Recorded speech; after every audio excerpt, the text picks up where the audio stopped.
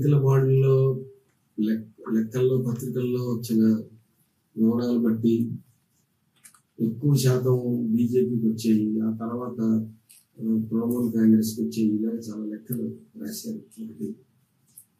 రెండోది, ఎన్నికల బాండ్లు దివాలా ఎత్తిన కంపెనీలు కూడా ఇచ్చేయని, ప్రభుత్వంతో చాలా లావాదేవీలు అవసరాలు ఉన్న కంపెనీలు చాలా ఇచ్చేయని, వాళ్ళు ఏ పని చేయించుకోవాలనుకున్నా ఎన్నికల బాండ్ల రూపంలో చేయించుకోవడానికి ఒక అవకాశం వచ్చిందని ఇలాంటి ఇంకో పాయింట్ వచ్చింది. మూడోది, ఈ డబ్బుల్ని ఉపయోగించి ఎన్నికల ఫలితాలని మధ్యప్రదేశ్లో మరికొన్ని రాష్ట్రాల్లో తారుమారు చేసి కాంగ్రెస్ ఎమ్మెల్యేలను కొనుగోలు చేసి, కానీ ఈ మొత్తం అంతా ఎన్నికల బాండ్లలో మొత్తం ఇన్వాల్వ్ అయిన అమౌంట్ అంతా కలిపిన 20,000 కోట్లు లేదు. ప్రజల డబ్బు బ్యాంకుల్లో ఉన్నదాన్ని అప్పులు తీసుకుని కార్పొరేట్ సంస్థలు ఎగ్గొట్టిన దాన్ని మాఫీ చేసింది దాదాపు 11 లక్షల కోట్లు.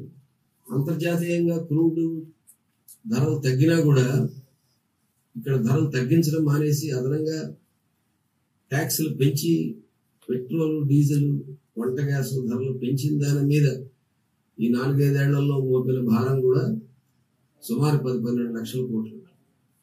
ఇలాంటి వాటితో పాటు మనకు కొన్ని కుంభకోణాలు, కొన్ని తప్పుడు పనులు కూడా వెలుగులోకి వచ్చాయి. రఫాల్ యుద్ధ విమానాల కొనుగోలు కుంభకోణం. ఒక ఫ్రెంచ్ యుద్ధ విమానాల కొనుగోలులో ప్రధానమంత్రి స్వయంగా వెళ్ళి ఫ్రెంచ్ దేశ అధ్యక్షులతో సంప్రదింపులు జరిపి యుద్ధ విమానాలకు ట్వీట్ చేశాడు. అందులో కనీసం భారతదేశానికి 36,000 కోట్లు నష్టం వచ్చింది. అంటే ఇక్కడ నేను చెప్పదలుచుకుంది అంటే, ప్రజల డబ్బుని కొలగొట్టడం లేదా అవినీతి పరమైన కార్యక్రమాలు చేయడం అనేటటువంటిది అంతకు ముందు నుంచి ఉంది. భారీ మొత్తాల్లో అవినీతి జరుగుతుంది. అవినీతిని టాలరేట్ చేసేటటువంటి, సహించేటటువంటి శక్తి కూడా జనాలకి పెరుగుతుంది. దానికి మించి 100,000 రెట్లు కుంభకోణాలు జరిగినా ఇప్పుడు ఏమంటున్నారు, మోడీ కాకపోతే ఇంకెవరు అని అడుగుతున్న పరిస్థితి ఉంది. ఇది దేనికి సంకేతం అంటే మోడీ బలానికి కాదు. మోడీ బలానికి ఇదేమి సంకేతం లేదు. మోడీ అంత భయస్థుడు నా దృష్టిలో ఇంకొకడు లేడు. అంత భయస్థుడు అక్కడ సుస్థిరంగా ఉన్నాడు అంటే మోడీని మించిన భయం జనాల్లో ఉంది. జనాలు భయపడుతున్నారు అనేటువంటిది ఏ మోతాదులో ఎక్కడ ఎలా భయపడుతున్నా ప్రజల్లో భయం అనేటువంటిది ఒక ప్రధానమైన అంశంగా వచ్చింది. ఒకప్పుడు మనం ఏదైనా సెమినార్లో, మీటింగ్లో పెడితే చాలా ప్రశ్నలు వచ్చాయి, వాదోపవాదాలు జరిగింది. ఇప్పుడు ప్రశ్నించడానికి భయపడుతున్న వాళ్ళు ఉన్నారు. అంటే ప్రజల్లో భయం అనేటువంటి దాన్ని సక్సెస్ఫుల్ గా వాళ్ళు దాన్ని నిలబెట్టారు, దాన్ని తీసుకొచ్చి పెట్టారు అనేటువంటిది చివరికి మీడియాలో విమర్శించేటటువంటి ధైర్యం కూడా చేయలేని వాళ్ళుగా తయారయ్యారు. సబ్సర్వెంట్ గా దాదాపు 90% మీడియా ఒకవైపు మాట్లాడుతుంది అనేటువంటిది. ఇవి ప్రజాస్వామ్యం. మనం మాట్లాడుతున్నది ప్రజాస్వామ్యం, కార్పొరేట్లు, ఎన్నికల బాండ్లు. కాబట్టి ప్రజాస్వామ్యం ఈరోజు చాలా సీరియస్ ఛాలెంజ్ లో ఉంది. 75లో ఎమర్జెన్సీ పెట్టినప్పుడు కూడా ఇటువంటి వాతావరణం ఉంది. ఇందిరాగాంధీని తిరుగులేని వ్యక్తిగా ఆవిడ ఫోకస్ అయింది. గ్యారంటీగా ఆవిడ మళ్ళా ఎన్నికలు పెడితే గెలుస్తుంది అన్న అన్ని సమాచారం తెప్పించుకున్నాక ఆవిడ ఎన్నికలకు వెళ్ళి ఘోరంగా ఓడిపోయింది. ఈ ఓడిపోయిన దానిలో అత్యధిక భాగం నార్త్. 305 పార్లమెంటు స్థానాలు అక్కడ ఉంటే 303 స్థానాల్లో కాంగ్రెస్ పార్టీ ఓడిపోయింది. ఇందిరాగాంధీ గారితో సహా ఓడిపోయింది. ఎవరు ప్రత్యామ్నాయం అనేటువంటిది ప్రజలు చూడలేదు. అప్పుడు ప్రజలు చూసింది ప్రజాస్వామ్యాన్ని కాపాడుకోవాలి. ఈవిడ మాత్రం ఉండకూడదు, ఈ కాంగ్రెస్, ఈ నియంత్రిత ఎమర్జెన్సీ పాలన అనేది ఉండకూడదు అనేటువంటిది శిక్ష చాలా స్పష్టంగా విధించారు. వాళ్ళంతా బాగా ఎడ్యుకేటెడ్, పాలిష్డ్ పీపుల్ చెప్పడం. ఎక్కడో మన ఆంధ్రప్రదేశ్ లో తప్ప అన్ని చోట్ల ఓడిపోయినట్టుంది కాంగ్రెస్ పార్టీ. మనం ఎప్పుడు కొంచెం లేట్గా స్టార్ట్ అవుతాం. మళ్ళీ అందరూ కాంగ్రెస్ పార్టీని ఎన్నుకునే టైంకి మనం ఇక్కడ తెలుగుదేశాన్ని ఎన్నుకున్నాం. అంటే అందరికీ అర్థమైన తర్వాత చాలాసేపటికి మనకు అర్థం అవుతుందో, లేకపోతే అందరికంటే ముందే మనకు అర్థమైపోయి తర్వాత వెనకబడిపోతామో, తెలుగు వాళ్ళ సైకాలజీ ఏదో ఒక ప్రత్యేకంగా పరిశోధించాల్సిందే సామాజిక శాస్త్రవేత్తలు. ఏమైనా అక్కడ ఉన్నవాళ్ళు ఇప్పుడు మనం ఏం చెబుతున్నాము, బీజేపీ మోడీ వీళ్ళందరికీ అక్కడ బలం ఉండడానికి కారణం అక్కడంతా వెనుకబాటుతనం, పితృస్వామిక భావజాలం, కుల వ్యవస్థ కట్టుబాట్లు, మతం యొక్క పట్టు, వెనుకబాటుతనం, మూఢాచారాలు, కాపు పంచాయతీలు అన్నీ ఉన్న ఉత్తర భారతదేశం కాబట్టి మోడీ అక్కడ బీజేపీ అక్కడ బలంగా చెలాయించగలుగుతున్నారు. కానీ అవన్నీ ఇప్పటికంటే 77లో ఇంకా ఎక్కువగా ఉండాలి. కానీ 77లో ప్రజాస్వామ్య భావాలు తొందరగా తమను తాము నిలదొక్కునేటట్టు చేసుకున్నాయి. ప్రజాస్వామ్యాన్ని కాపాడుకోవాలి. బహుశా స్వాతంత్రోద్యమం, జాతీయ ఉద్యమం జరిగి ఒక 30 ఏళ్ళే అయినందువల్ల 77లో ఆ జాతీయోద్యమ భావాలు, ఆ వారసత్వాలు ఇవన్నీ కొంత పనిచేసి యూత్ లో స్టూడెంట్ పవర్ లాంటి నినాదాలు 1968 ఫ్రాన్స్ లో జరిగినవి, ఇలాంటి పరిణామాలు ఇవన్నీ, అలాగే నక్సల్బరీ పరిణామాలు, అనేక ఉద్యమాలు పరిణామాలు ఇవన్నీ ప్రజల మీద ఎంతో కొంత ప్రజాస్వామ్య భావాలని లైవ్ గా సజీవంగా బలంగా ప్రజల్లో ఉండేలాగా చేయడానికి అనేక ఉద్యమాలు, పోరాటాలు, 74 రైల్వే కార్మికుల సమ్మె, ఆ నేపథ్యాలన్నీ చూస్తే ప్రజాస్వామ్యం అనేటటువంటి దానికి చాలా రెస్పాన్స్ ప్రజల్లో, ప్రజాస్వామ్యం యొక్క విలువ మాకు తెలుసును అన్న ప్రజలు చాలా ఎక్కువ మంది అప్పుడు ఉన్నారు. ఇప్పుడు దానికి ఆ విషయంలోనే మనకు ఆందోళన కలిగించేటువంటి అంశం ఏంటంటే, ప్రజాస్వామ్యం మనకు ఎందుకు అవసరమా, భారతదేశం లాంటి దేశానికి ప్రజాస్వామ్యం పనికిరాదు అని వాదించే మేధావులు తయారవుతుంది. ఇది డేంజరస్. 20,000 కోట్ల ఎన్నికల బాండ్లు కాదు. మోర్ డేంజరస్ పాయింట్ ఏంటి అంటే, ప్రజాస్వామ్యం ఎందుకు మనకి అనేటువంటి ఒక ఆలోచనతో మిడిల్ క్లాస్ లో మేధావుల్లో చాలా మంది తయారవుతున్నారు. రకరకాల సర్వేల్లో వచ్చింది. ఈ దేశంలో ప్రజాస్వామ్యం కంటే నియంతృత్వ పాలనే బెటర్ ఏమో, మంచి నియంత్ర వస్తే బాగుంటుందేమో, ఆ మంచి నియంత్ర రావడానికి ఇప్పుడున్న సీట్లు చాలా, ఇంకొక 50-100 ఇస్తే మొత్తం రాజ్యాంగాన్ని మార్చి పారేసి వాళ్ళు చేయాలనుకున్నంత చేస్తారు అనేటువంటి వాదన వస్తుంది. ఎమర్జెన్సీ కాలం నాటి నియంతృత్వానికి ఇప్పటి నియంతృత్వానికి అనేక విషయాల్లో తేడాలు ఉన్నప్పటికీ, ఇది ప్రపంచవ్యాప్తంగా తలెత్తుతున్న దానిలో భాగంగా భారతదేశంలో కూడా వచ్చిన నయా ఫ్యాసిస్ట్ ఈ నియంతృత్వం దానికంటే అనేక రెట్లు శక్తివంతమైంది. మనం తిరుగుతున్నట్టే ఉంటాం, మాట్లాడుకున్నట్టే ఉంటాం. ఇటువంటి మీటింగ్లు ఎమర్జెన్సీలో పెట్టుకోవడం కష్టంగా ఉండేది, కానీ ఇప్పుడు పెట్టుకుంటున్నాం, మాట్లాడుకుంటున్నాం, వెళ్తున్నాం. కానీ అది బయటికి వ్యాపించడం లేదు. ముఖ్యంగా అప్పుడు యూత్ లో ఉన్న పొలిటికల్ అవేర్నెస్ కి ఇప్పుడు యూత్ లో ఉన్న పరిస్థితికి పూర్తి తేడా. మన విద్యా విధానం తాలూకు ప్రైవేటీకరణ, వ్యాపారీకరణ పుణ్యమాని రాజకీయ రాహిత్యంతో నిండినటువంటి యూత్ చాలా మంది. వాళ్ళలో ఆ ప్రజాస్వామ్యం యొక్క విలువ, దాన్ని కాపాడుకోవాల్సిన అవసరం, ఇది లేకపోతే మనం ఏమవుతాం అనేటువంటి ఒక ఆందోళన లేకపోవడం అనేది ఇప్పుడు మనకు ప్రధానమైన సవాలు. అందుకని ఎన్నికల బాండ్లు లాంటి ఒక ఇష్యూ బద్దలైనప్పుడు ఒక 4 రోజులు దాన్ని చర్చనీయాంశంగా నిలబెట్టడం చాలా కష్టమైంది. అలా అందరూ తీసుకున్నారు కదా డబ్బులు అనేటటువంటి ఒక వాదనతో అందరికీ తల కాస్త పంచిపెట్టే పాపాన్ని తల కాస్త పంచిపెట్టే ప్రయత్నం జరిగింది.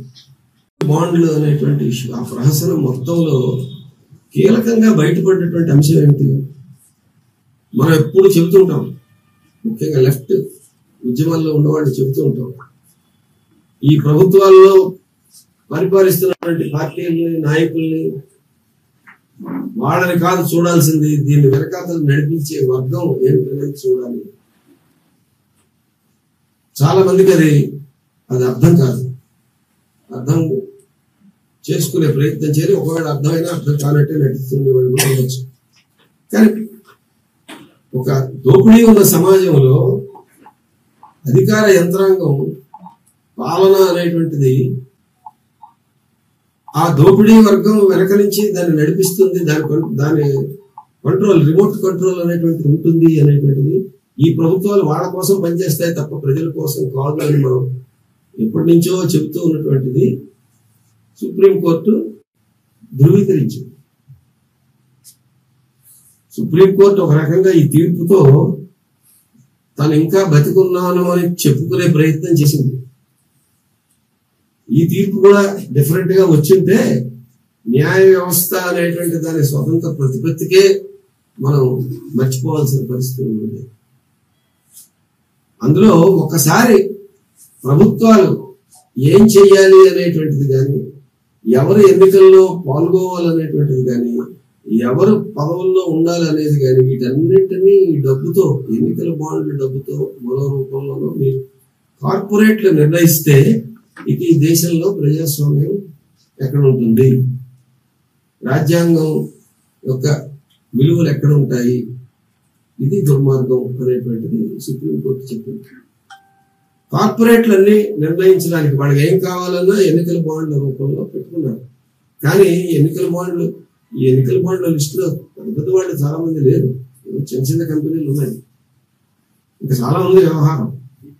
కానీ మనం పైకి కనపడేటువంటి పరిణామాలు పత్రికల్లో కవర్ అయినవన్నిటిని పక్కన పెట్టి దాని వెనక ఉన్నటువంటి బేసిక్ పాయింట్, మనం ఎప్పటి నుంచో చెబుతున్నటువంటి పాయింట్, కార్పొరేట్లు ఈ ప్రభుత్వాన్ని నడిపిస్తున్నాయి. స్వదేశీ విదేశీ కార్పొరేట్లు ఎన్నికల బాండ్ల ద్వారా డబ్బులు ఇవ్వడం అనేటువంటి దానికి స్వదేశీ కంపెనీలు అక్కర్లేదు, విదేశీ కంపెనీలు కూడా ఇక్కడ డొల్ల కంపెనీలు పెట్టి వాటి ద్వారా డబ్బులు పంపించవచ్చు.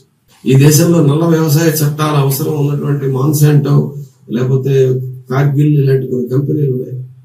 ఆ కంపెనీలకు అనుగుణంగా ఇక్కడ వ్యవసాయ చట్టాలు వచ్చి, ఇక్కడ కార్పొరేట్ వ్యవసాయం వచ్చి మొత్తం భారతదేశ వ్యవసాయ మార్కెట్ ని వాళ్ళు చేజిక్కించుకోవాలనుకుంటే వాళ్ళు డొల్ల కంపెనీల ద్వారా డబ్బులు బీజేపీకి పంపించి మళ్ళా ఎన్నికల బాండ్లని, మళ్ళా రైతు చట్టాలను అమలులోకి తీసుకొచ్చి దేశం యొక్క ఆహార భద్రతను వాళ్ళు కాజేయచ్చు. శాశ్వతంగా మన దేశం ఒకసారి తిండి గింజలు అనేటువంటిది, మన తిండి గింజలు మనం పండించుకోలేని ఒక పరిస్థితి వస్తే, శ్రీలంకలో వచ్చినట్టు వస్తే, మనం ఇంత పెద్ద దేశం దానికి ఇంకా స్వాతంత్రం లేకుండా పోయినట్టు. తిండి గింజలు ప్రజలకు తిండి పెట్టుకోవడానికి ఆ విదేశాలు కానీ విదేశీ కంపెనీలు కానీ విధించే అన్ని షరతుల్ని మనం ఒప్పుకోవాల్సి ఉంటుంది. అంటే ఇది ప్రజాస్వామ్యానికి మనం సాధించుకున్నటువంటి స్వాతంత్రానికి గత ముప్పు సవాలు. మన ప్రజాస్వామ్యానికి ఎదురవుతున్నటువంటి సవాలుని సుప్రీంకోర్టు ఈ తీర్పు ద్వారా రేఖామాత్రంగా గుర్తు చేసింది. కానీ ఆ సీరియస్నెస్ మనం ఎలా క్యారీ అవుట్ చేయాలి ప్రజలకి, మనకి నెల్లాళ్ళు బహుశా అది ఒక మంచి సమయం. ఎవడు గెలుస్తాడు అనేది కాదు, ప్రజాస్వామ్యం బతకాలా నాశనం కావాలా అనేటువంటిది పాయింట్ గా మనం పెట్టుకోవచ్చు. ఆంధ్రప్రదేశ్ లో ప్రజలకు అది మరీ అవసరం. ఎందుకంటే ప్రజాస్వామ్యం అక్కర్లేని రెండు బలమైన కూటములు ఉన్నాయి. రెండు బీజేపీ భజన చేసే కూటములు అయినందువల్ల ఇక్కడ ప్రజాస్వామ్యం అసలు చర్చనీయాంశంగానే లేదు. ఈ కొమ్ములు తిరిగిన పత్రికలు అన్ని కూడా అటో ఇటో ఒకడొకడు తిట్టుకుంటున్నారు. ఇద్దరు ఒకే గట్టున ఉండి ఆ గట్టును ఉంటావా ఈ గట్టును వస్తావా అన్నట్టుగా మనం మిస్లీడ్ చేస్తున్నారు. మన జనాలకు అదేమి అర్థం కావట్లేదు. ఆ గట్ట ఈ గట్ట. అప్పుడు మా ప్రజాశక్తి వాళ్ళు అడుగుతుంటారు, మీరు కొంచెం వైసీపీకి అనుకూలంగా రాస్తున్నట్టున్నారు అంటారు కొందరు, మరొకడు మీరు టీడీపీకి అనుకూలంగా రాస్తున్నట్టున్నారు. అంటే రెండు గట్లుగానే చూస్తున్నారు.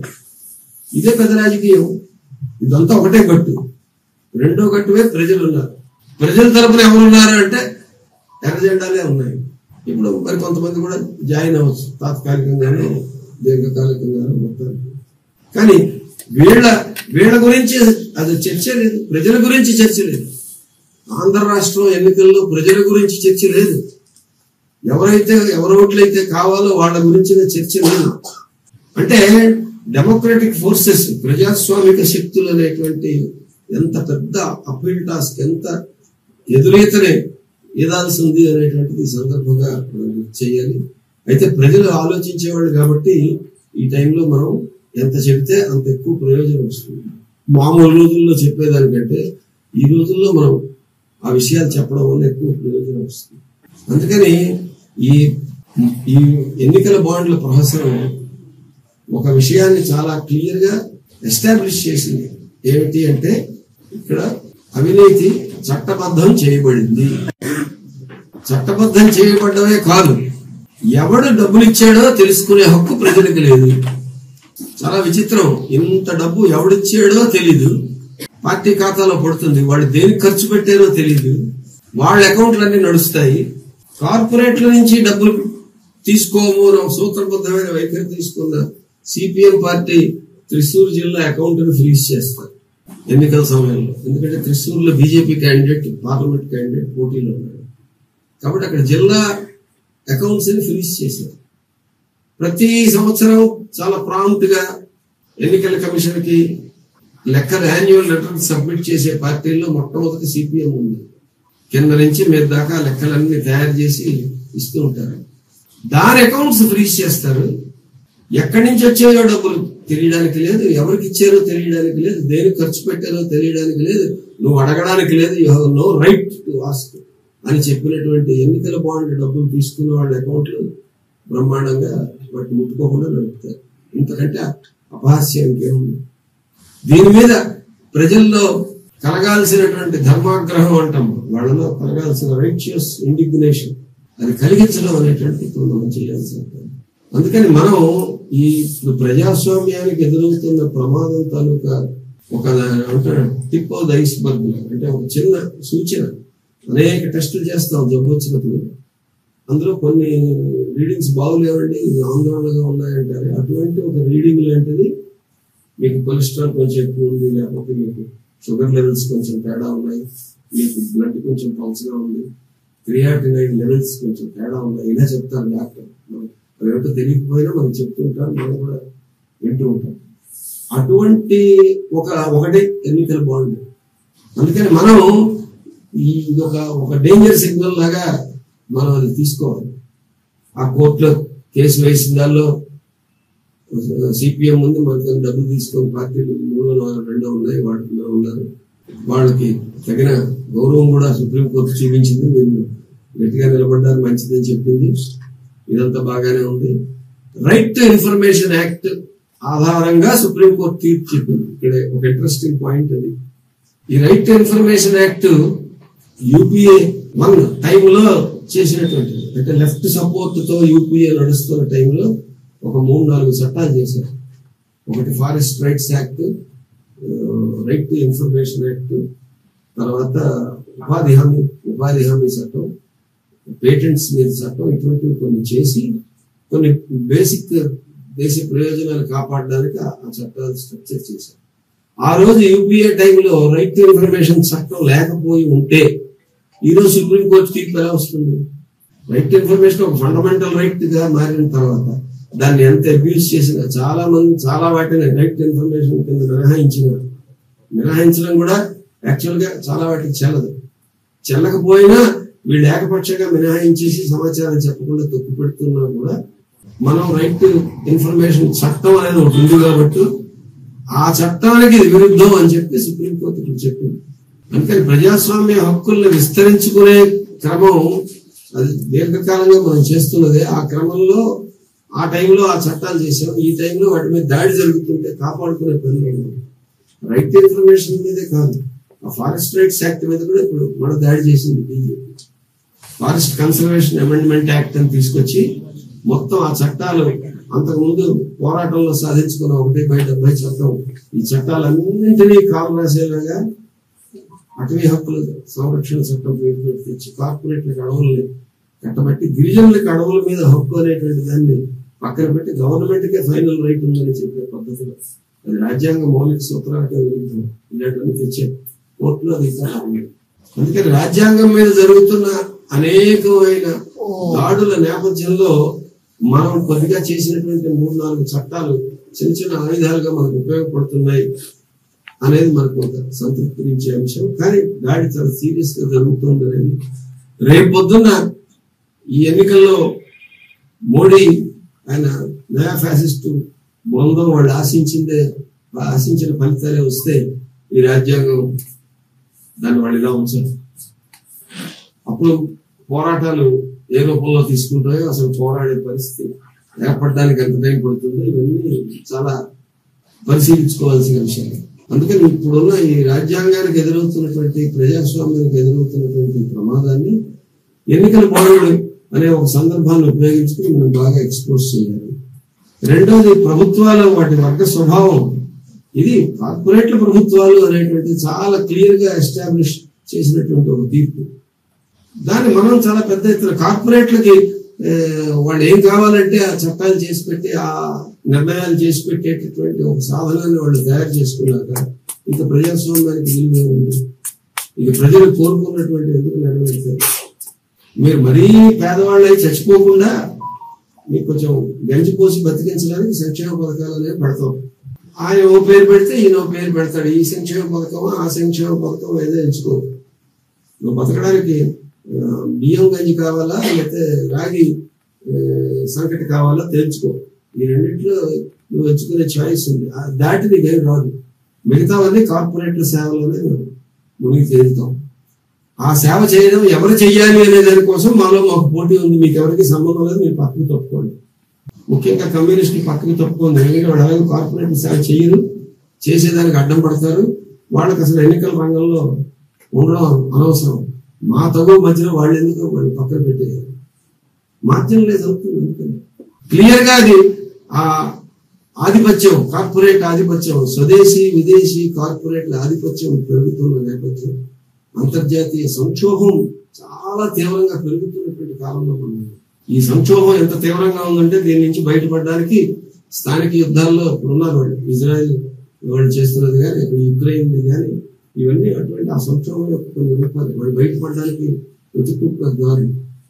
ఆ దారుల్లో ఒక భాగమే మూడో ప్రపంచ దేశాల మీద దాడి కూడా. మన వనరుల మీద దాడి, మన ప్రజాస్వామ్యం మీద దాడి, అన్నిటి మీద దాడి ఉంటుంది. అందుకని ఓవరాల్ పిక్చర్ తీసుకున్నప్పుడు మాత్రం ప్రజాస్వామ్యానికి ఎదురవుతున్న సవాల్ చాలా సీరియస్ ఛాలెంజ్ ఇది. ఎన్నికల్లో ఒకటి మోడీ ఓడిపోయాడు అనుకోండి, ప్రజాస్వామ్య సవాల్ పోయినట్టు అనుకో. మతోన్మాద హిందుత్వ రాజకీయాల ప్రభావం, దాని నెట్వర్క్, వాళ్ళకి వివిధ వ్యవస్థల మీద ఉన్నటువంటి పట్టు, వాళ్ళకి ఆర్థిక వనరుల మీద ఉన్న పట్టు, వాళ్ళు ఎన్నింటిలోకి చొరబడ్డారో వీటన్నింటినీ లెక్కలోకి తీసుకున్నప్పుడు అప్పుడు మరింత కొత్త పద్ధతుల్లో వాళ్ళు వాళ్ళ సవాల్ని కొనసాగిస్తారు. దీని పరిష్కారం ఏమిటి అంటే మోడీ కూటమిని ఓడించడానికి ఇండియా కూటమిని ఓడించడానికి ఇంకోటో అది కాదు. ప్రజలు ప్రజాస్వామ్య విలువల్ని తిరిగి నెలకొల్పేలాగా, ప్రజలు తమ చేతుల్లోకి ఇనిషియేటివ్ తీసుకునేలాగా చేయడం అనేటువంటి. అందుకని ప్రజలు ఆ చొరవ తీసుకునే పద్ధతిలో మన ప్రచారం ఉండాలి. అందరికంటే నైతికంగా ఆ విషయంలో ఆ పని చేయగలిగిన హక్కు ఉన్నటువంటి వాళ్ళు వామపక్షం. ఎందుకంటే ఆ కార్పొరేట్ బాండ్కి మనకి దూరం, ఈ కార్పొరేట్ని బలపరిచిన ఉదారవాద విధానాలకి మనం దూరం. నికరంగా మత విద్వేష రాజకీయాలకు వ్యతిరేకంగా నిలబడి పోరాడింది వామపక్షాలు. ఈ దేశాన్ని తమ విచ్ఛిన్నకర రాజకీయాలతో ముక్కలు చేయాలనుకున్నప్పుడు ఏ సందర్భంలో కానీ అది ఖలిస్తాన్ ఉగ్రవాదం అయినా ముందు బలిదానం చేసింది కమ్యూనిస్టులు. అస్సాం ఏర్పాటువాదం వచ్చినా ముందు బలిదానం చేసింది కమ్యూనిస్టులు. మత ఘర్షణలు వస్తే మైనారిటీలకు రక్షణగా నిలబడింది ప్రతి సందర్భంలోనూ కమ్యూనిస్టులు. అందుకని ప్రభుత్వ రంగం మీద దాడి దాన్ని జరుగుతున్నప్పుడు దాన్ని పరిరక్షించే పనిలోనూ ముందున్నది కమ్యూనిస్టులు. కాబట్టి నైతికంగా ఆచరణ పరంగా కూడా ఈ రోజు ఆ ప్రజాస్వామ్యాన్ని ఛాంపియన్ చేసే పనిలోనూ మనం ముందుండాలి. ఈ ప్రజాస్వామ్యం కావాలని కోరుకునే వాళ్ళ సంఖ్య పెరుగుతోంది కాబట్టి, ఆలోచించే వాళ్ళ సంఖ్య పెరుగుతుంది కాబట్టి వాళ్ళందరినీ మనం కూడగట్టాల్సినటువంటి అవసరం. ఈ మధ్య మేధావులు కొంతమంది అమర్త్య సేన్ గారు మరి కొంతమంది మేధావులు అందరూ కలిసి ఓపెన్ లెటర్ రాశారు. భారతదేశంలో ప్రజాస్వామ్యం ప్రమాదంలో పడుతోంది, దీన్ని కాపాడాలి. ఎగ్జిక్యూటివ్ యొక్క అంటే అధికార యంత్రాంగం యొక్క పెత్తనం ఎక్కువై మిగతా వ్యవస్థలు బలహీనపడుతున్నాయి. స్వతంత్రంగా వ్యవహరించాల్సిన కేంద్ర ప్రభుత్వ సంస్థలు ఎగ్జిక్యూటివ్ చేతుల్లో పనిముట్లుగా దిగజారిపోయాయి. ఇవన్నీ చాలా ప్రమాదకరమైన సంకేతాలు అని రాశారు. అరవింద్ కేజ్రీవాల్ అరెస్ట్ తర్వాత కొంత తీవ్రత మిగతా వాళ్ళందరికీ కూడా అర్థమైంది. మరీ మితిమీరిపోతుంది అనేటువంటి దశ వచ్చి కొంత అంతర్జాతీయంగాను జాతీయంగా కూడా స్పందన వచ్చింది. మేధావులందరూ కలిసి వాళ్ళకి అప్పీల్ కూడా చేశారు. ఇటువంటి అప్పీల్ ప్రధానంగా న్యాయ వ్యవస్థ ఎన్నికల బాండ్లో ఇచ్చిన తీర్పు నుంచి కొంత ఉత్సాహం, కొంత ఆశ కలిగింది. అది ఎన్నికల బాండ్ తీర్పు తాలూకా ప్రత్యేకత. ఆ ఎన్నికల బాండ్లలో సుప్రీంకోర్టు చాలా గట్టిగా ఒకసారి చెప్పడం కాదు, మళ్ళా సుప్రీంకోర్టు SBIని 2 సార్లు సుప్రీంకోర్టు పిలిచి గట్టిగా వాళ్ళ చీవాట్లు పెట్టి ఈ సుప్రీంకోర్టు న్యాయమూర్తుల్ని బెదిరించే పని కొంతమంది న్యాయవాదులు దిగారు. ఒక 500-600 మంది న్యాయవాదులు మీ సుప్రీంకోర్టు వ్యవహారం ఏం బాగులేదు తిరిగి పిటిషన్ పెట్టారు. అంటే నువ్వు ఇష్టం వచ్చినట్టు తీర్పులు ఇస్తే మేము ఊరుకుంటామా అని నేరుగా ప్రభుత్వం బెదిరించలేక కొంతమంది న్యాయవాదులు పోగేసి వాళ్ళ మీద ఉత్తరాలు ఒక మాస్ లెటర్ పిటిషన్ అది పెట్టారు. అది అందుకని ఎంత తీవ్రమైన స్థాయిలో ఇప్పుడు ఉన్నది. న్యాయ వ్యవస్థ తన ఉనికిని కాపాడుకోవడమే ఒక పెద్ద ప్రాణ సంకటంగా మారిన పరిస్థితుల్లో ఉంది. ప్రజలు అది ఎక్కడ కాపాడుతుంది? న్యాయ వ్యవస్థ నుంచి రిలీఫ్ మనం కోరుకునే పరిస్థితి కాదు. ఇప్పుడు న్యాయ వ్యవస్థని దాని స్వతంత్రతని పరిరక్షించేందుకు మనం దానికి అండగా నిలబడాల్సిన పరిస్థితి. రాజ్యాంగం మనల్ని కాపాడుతుంది అనుకునే పరిస్థితి కాదు, రాజ్యాంగాన్ని మనం కాపాడాల్సినటువంటి పరిస్థితి. ఒక రాష్ట్రంలో ఒక ప్రభుత్వం ప్రజలకు అనుకూలంగా ఉన్నదంటే అది మనకు సేవ చేస్తుంది అనుకున్న పరిస్థితి కాదు. ఆ ప్రభుత్వాన్ని ప్రజానుకూలమైనది అయితే దాన్ని కాపాడే పని కూడా మనదే అవుతుంది. ఒక గొప్ప శాస్త్ర పరిశోధన ప్రజలకు పనికొచ్చేది జరిగితే దానివల్ల ప్రజలకు ఉపయోగం జరుగుతుంది అన్నది కాదు పరిస్థితి. ఆ శాస్త్ర పరిశోధన కార్పొరేట్ల పాలు కాకుండా కాపాడుకోవాల్సిన పని మనదే. అంటే ప్రజలు చరిత్రని సృష్టించకుండా ఈ బండి ఇంక ముందుకు వెళ్ళదు. ప్రజలు ప్రోయాక్టివ్ గా మారాలి. ఎన్నికల చుట్టూనే తిరిగే రాజకీయం ఉంటే ప్రోయాక్టివ్ కాదు. మళ్ళా ఎన్నికలు వచ్చినప్పుడు చూసుకుందాం, ఈ లోపల 5 ఏళ్ళు భరిద్దాం అనేటువంటి ప్యాసివ్ రోల్ నిర్లిప్తత పనికిరాదు. అందుకని ఇప్పుడు ఈ మన ప్రజాస్వామ్యం దానికి ఎదురవుతున్నటువంటి ఈ సవాలు వీటన్నింటినీ ఒకసారి మనకి చిన్న షాక్ ట్రీట్మెంట్ లాగా ఇచ్చి గుర్తు చేసింది సుప్రీంకోర్టు. అందుకు ధన్యవాదాలు చెప్పాలి. అదే సమయంలో ఆ విషయంలో సూత్రబద్ధమైన వైఖరి తీసుకున్నందుకు వామపక్షవాదులందరూ వాళ్ళ ఆత్మవిశ్వాసం మరింత పెరగాలి. భవిష్యత్తుని, దీర్ఘకాల భవిష్యత్తుని నిర్దేశించగలిగినటువంటి ఆ దార్శనికత, ఆ స్పష్టత ఉన్నటువంటిది ఈ శక్తులకే. కాబట్టి మరింత బలపడాలి అనేటువంటి భావన మిగతా తరగతుల మేధావుల్లో, ప్రజాస్వామ్యవాదుల్లో కలిగించాల్సిన పని మన మీద ఉంది. ముఖ్యంగా యూత్ లో ప్రజాస్వామ్యం యొక్క విలువ అది లేకపోతే ఎంత దారుణంగా ఉంటుంది అనేటువంటిది వాళ్ళకి. ఒకప్పుడు మా కాలేజీల్లో మేము చదువుకుంటున్నప్పుడు స్టూడెంట్స్ యూనియన్ ఎన్నికలు పెట్టకపోతే గొడవ చేసేవారు. ఇప్పుడు స్టూడెంట్స్ యూనియన్ ఎన్నికలు అంటే వాళ్ళకి అది అవే వాళ్ళ డిక్షనరీలో లేవు, పదాలు లేవు. అంటే ఒక డెమోక్రటిక్ ఎక్స్చేంజ్ ఆఫ్ ఒపీనియన్స్ కి అవకాశం లేని పరిస్థితి 30 ఏళ్లుగా కొనసాగుతుంది. అది యూత్. వాళ్ళు ఓటర్లు, మెజారిటీ ఓటర్లు ఇక్కడ ఉన్నవాళ్ళు కాదు. ఇక్కడ ఉన్న వాళ్ళలో ఒక 10% బిలో 50 ఉంటారేమో. ఇక్కడ ఉన్న వాళ్ళందరూ ఆ ఎమర్జెన్సీ అనుభవాలు చూసి వచ్చిన వాళ్ళలాగే ఉన్నారు. అందుకని మనం చెప్పుకోవడం అదంతా. దానికన్నా యూత్ వాళ్ళ పరిస్థితి ఏంటనేటువంటిది వాళ్ళకి అర్థం కావాల్సింది. గిరిజనులు ఉన్నారు, గిరిజనులకి వాళ్ళకున్న హక్కులన్నీ పోతున్నాయి. వాళ్ళకి ఎలక్ట్రల్ బాండ్స్ కి గిరిజనులకి ఏమిటి వాళ్ళకి ఏం తెలియదు. కానీ అక్కడ వాడు ఎలక్ట్రల్ బాండ్స్ కొనిచ్చే అదానీ గారు ఇక్కడ హైడ్రో ఎలక్ట్రిక్ ప్రాజెక్టు పెడుతున్నారు. మణిపూర్లో చిట్స్ అంతా అదానీ వాళ్ళు పెట్టింది అక్కడ ఉన్నటువంటి మైనింగ్ రిజర్వ్స్ కోసం. రేపొద్దున ఇక్కడ కూడా పెడతారు. పాత చట్టాలు ఉన్నప్పుడు నియమగిరి ఆ ప్రాంతంలో గిరిజనులు వాళ్ళ తరపున నిలబడిన సంఘాలు ఆ హక్కుల్ని కాపాడగలిగాయి. ఇప్పుడు ఒకటి కొత్త forest rights act, forest conservation act అమల్లో వస్తే అంటే జూలైలో దానికి తీర్పు రాబోతుంది.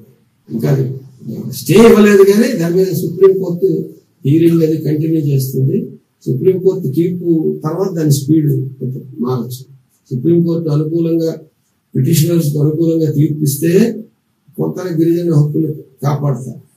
ఆ సుప్రీంకోర్టు అనుకూలంగా ఇవ్వకపోతే ఇప్పుడు మొత్తం 1/70 చట్టం ఎన్నో త్యాగాలతో, పోరాటాలతో సాధించుకున్నటువంటి 1/70 చట్టం తర్వాత కోర్టుల్లో కూడా పోట్లాడి తెచ్చుకున్న జడ్జిమెంట్లు అన్ని గాలికి ఎగిరిపోయే ప్రమాణం. కానీ ఆ గిరిజనులకు ఇవేం తెలియదు. వాళ్ళకి ఎడ్యుకేట్ చేయాల్సినటువంటి అవసరం ఉంది. ఎవరైతే డైరెక్ట్ గా ఇమ్మీడియట్ గా ఎఫెక్ట్ అవుతున్నారో ఆ తరగతులందరికీ మనం చెప్పాల్సినటువంటి అవసరం. ఎవరైతే మాకు అంబేద్కర్ రాజ్యాంగం రాసిచ్చాడు, అంబేద్కర్ రాజ్యాంగం మమ్మల్ని కాపాడుతుంది అని ఇంకా అమాయకంగా అనుకుంటున్నారో, ఇప్పుడు ఆ రాజ్యాంగానికే ముప్పు వచ్చింది. మీకున్న రిజర్వేషన్లే అమలు జరగట్లేదు. అలాగే మీకు వాటి మీద తిరిగి మళ్ళీ చర్చ పెట్టబోతున్నారు. మళ్ళా రాజ్యాంగాన్ని మార్చే పని ఉంటే ఇంక మీరు ఆశించింది సామాజిక న్యాయం కానీ ఇలాంటివి ఉండవు. మీరందరూ ఇప్పుడు రాజ్యాంగాన్ని మీరు కాపాడాలి. మిమ్మల్ని అంబేద్కర్ గారి రాజ్యాంగం కాపాడడం కాదు, మీరు రాజ్యాంగాన్ని ఇప్పుడు కాపాడాలి అన్నట్టుగా వాళ్ళని అప్పీల్ చేయాల్సినటువంటి అవసరం. అందుకని ఇది రొటీన్ గా జరిగే 5 ఏళ్లకోసారి జరిగే ఎన్నికలుగా మీరు అనుకోవద్దు. ప్రజాస్వామ్య ప్రక్రియలో ప్రజలు ఎంతో కొంత ఆలోచించి వాళ్ళ నిర్ణయాన్ని వ్యక్తం చేయగలిగినటువంటి అవకాశం ఉన్నటువంటి ఈ ఎన్నికలు. ఈ నెల్లాళ్ళు మనకు టైం ఉంది కరెక్ట్ గా. ఈ నెల్లాళ్లలో మనం ప్రజాస్వామ్యం అనేటువంటి భావాన్ని, దాని విలువని దాన్ని కాపాడుకోవాల్సిన అవసరాన్ని, రాజ్యాంగాన్ని కాపాడుకోవాల్సిన అవసరాన్ని, రాజ్యాంగ మౌలిక సూత్రాలు అయినటువంటి లౌకిక తత్వం, ఫెడరలిజం ఇటువంటివన్నీ కాపాడుకోవాల్సిన అవసరాన్ని, వీటన్నింటినీ మనం జనాలకి వాళ్ళకి అర్థమయ్యేటట్టు ఎంత లోతుల్లో పోయి వాళ్ళ దగ్గరికి పోయి ఎంత దగ్గరగా వాళ్ళ దగ్గరికి పోయి చెప్పగలము. ఆ ప్రయత్నం మనం చేస్తేనే మనకి ఉపయోగం, ప్రజాస్వామ్యానికి భవిష్యత్తు ఉంటుంది. భవిష్యత్తులో మనం చేయాల్సిన ఉద్యమాలకి, పోరాటాలకి కావాల్సిన ప్రాతిపదిక ఏర్పడుతుంది. మరింత కీలకమైన భూమిక పోషించేదానికి వామపక్షాలకు ఒక గ్రౌండ్ కూడా ఏర్పడుతుందని చెప్పి నేను భావిస్తూ సెలవు తీసుకుంటాను.